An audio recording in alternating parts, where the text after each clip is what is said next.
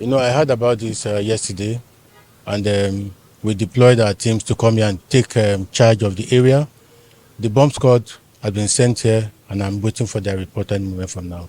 I will not want to go deep into that because I have not gotten my full reports. Thank you very much. Everybody should be concerned about their safety and their security.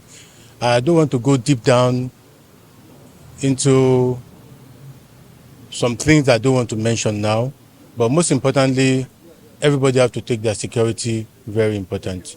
Like I quickly sent in our officers in here yesterday, because anywhere there's explosion, there's likely to be a second one. So usually we move people away from that, and that is what my team succeeded in doing yesterday. Thank you. Thank you.